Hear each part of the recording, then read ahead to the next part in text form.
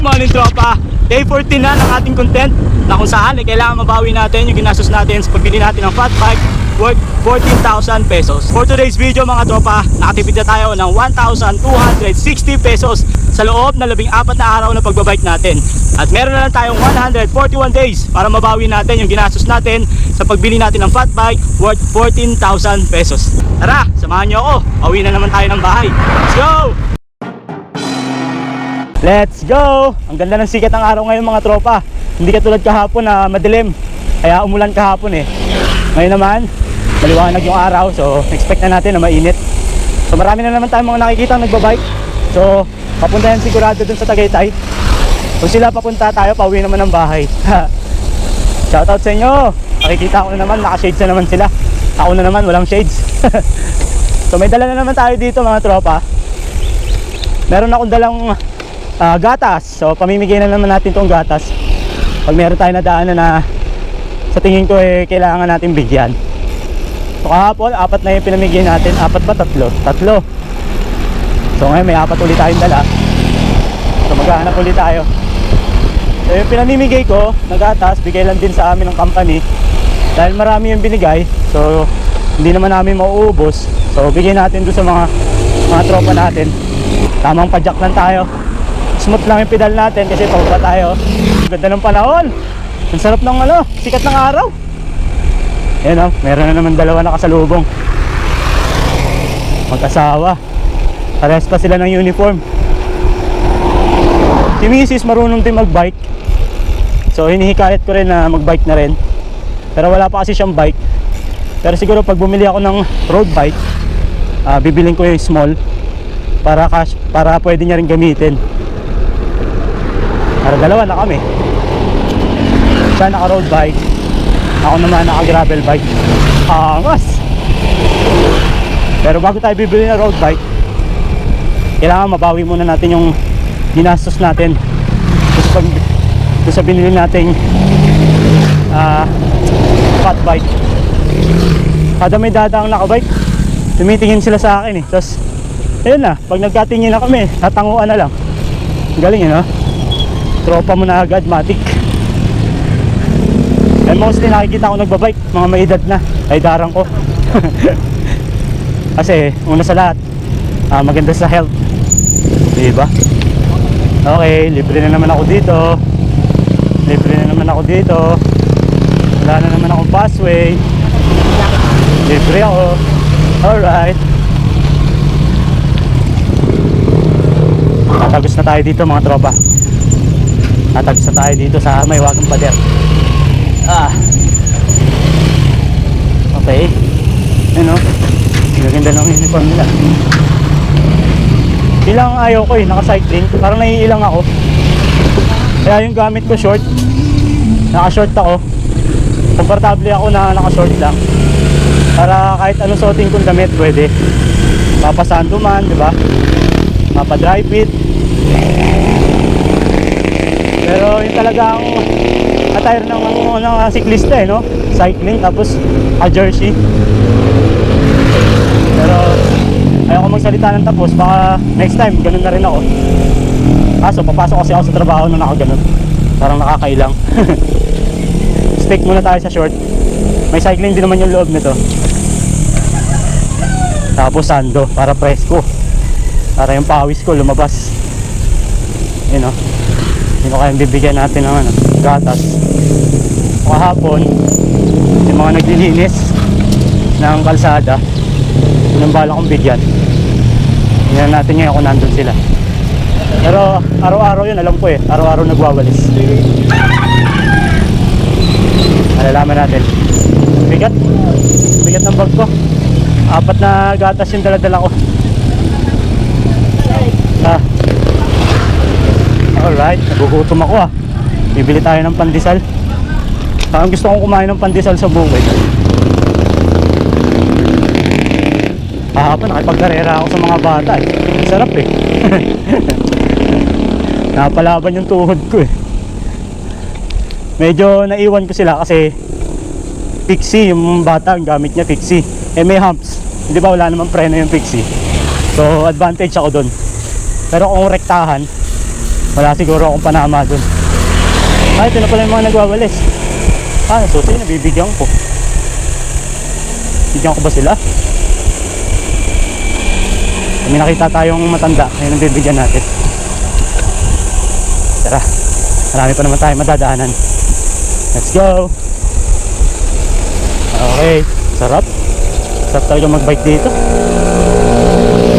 Naririnig nyo yung mga kuliglig sa puno, may ibon. Tapos yung mga tambutso. Ayun, may kasalubong na naman tayo nag-bike. Yun o, kaisa-isa. Naka-shades sila, ako wala. Bili rin ako ng shades. Wala pa kasi ang budget eh. Mostly yung mga binibili ko online, utang yun. 3 months to pay. Walang tubo, 3 months. Kaya medyo magaan. Alright, padyak lang tayo. Tamang kwentuhan lang tayo. Woo! Hindi ako pinapawisan pa kasi malamig eh.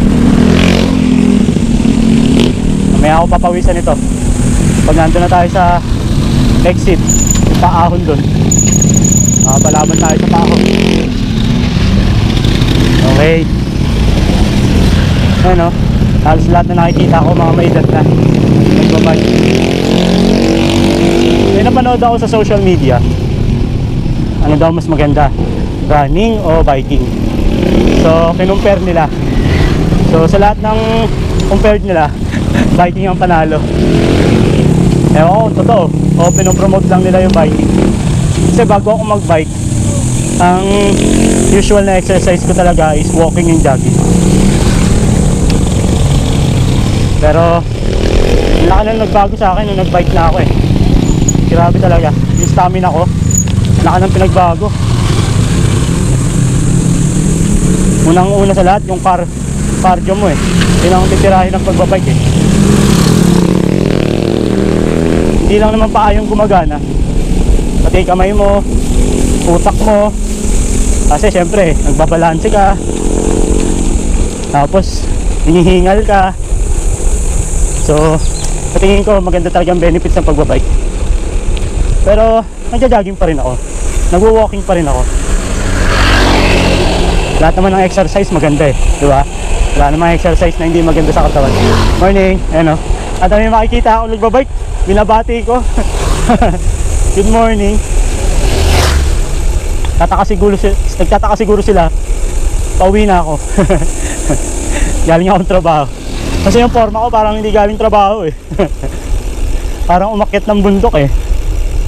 Sige, sa isip nila, aga namang nakapag-rides dito sa taas, pauwi na. Tara, let's go. Ito, open dito. Dito masarap magkarera, yung mga bata. Ang lawak ng kalsada. Ang bigat ng dala ko mga tropa. Hindi pa nababawasan yung gata sa likod ko. Sino kaya bibigyan natin? Enforcer kaya? Mga traffic enforcer. Gugutom na ako ah. Gusto ko na ng pandesal. Isang mainit na pandesal. Tara, let's go. Lapit na tayo sa paahon. So challenge na naman tayo ng ahon. May additional tayong weight sa likod. Ang bigat. Ha? Uy, gumengo. Ayan na. Let's go, let's go. Tuloy-tuloy lang sa padyak. So may content ako kahapon. Meron akong binenta uling laruan. Out of 80 piraso yun, 10 pesos each. So chinek ko kanina. So meron nang bumili na 20. So a total of 200 pesos yung kinita natin dun sa pinost ko kagabi. Not bad. Sabi ko nga, walang problema kahit maliit yung kita, malaga. Hindi tayo nasisiro. Bawi na lang tayo ngayong araw. Yun o, ang luwag. Yun o, happy tayo. Eto na. Ang sarap po. Kita nyo yan? Yan lang naman yung ahon ko eh, wala nang iba. Ang sarap dyan o. Magwelo tayo. Higit na tayo konti. Lubak kasi yun sa gilid eh. Ang taas ng ano, lubak. Baka ano yung mags natin. Ay, yung rim. Mags tuloy. Ito na. Happy tayo. Let's go. Sarap po. Gagalit yung muscle ko.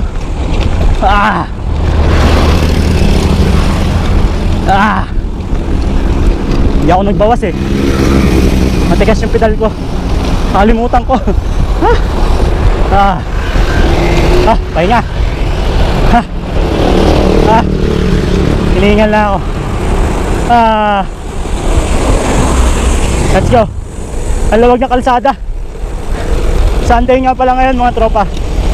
Ay, hindi ako pinagbigyan. Ay naka. Yung mga ganong klaseng driver, tawag ko dun tanga. Pabulusok na ako eh. Hindi pa ako pinagbigyan. Ay Diyos ko. Konting konsiderasyon naman. Diba? Eto, may bibigyan na tayo. May nakita na ako. Ay, gusto mong gatas? Oo. Pagbibigyan mo, O syempre, bigay. salamat. Yeah.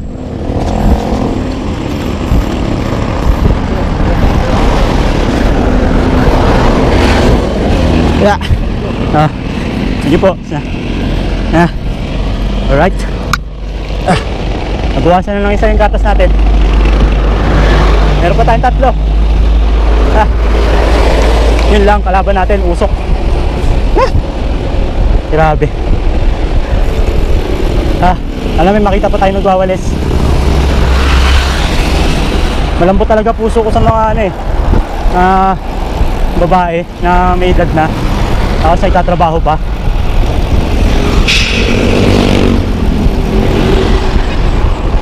Let's go. Nandito na tayo sa Barangay Pulo. Pasensya na kayo ha. Araw-araw na lang natin dinadaanan to.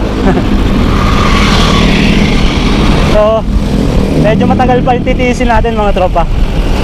Meron pa tayong 141 days bago matapos yung content natin. 141 days pa. As of now, day 14, atipid na tayo ng 1,260. Medyo malaki na yun tropa, di ba? Sa 14 days, atipid ka na ng 1,260. Ayaw mo pa? Kunti na lang, mababawi na natin yung ginastos natin. Mga ilang buwan na lang. Siguro mga 3 buwan pa. Ay, mga 4 na buwan pa. Medyo matagal, di ba? Pero kailangan natin panindigan. Kailangan nating tiisin. Hindi dahil sa content, hindi dahil sa gusto kong ipakita sa tao na lahat posible. Basta gugustuhin talaga natin. Meron tayong goal na kaya nating abutin. Walang imposible dun. Lagi ko sinasabi, pag magsiset ka ng goal, huwag mo masyadong taasan para hindi ka mahirapan. Yung makatotohanan lang, hindi yung suntok sa buwan.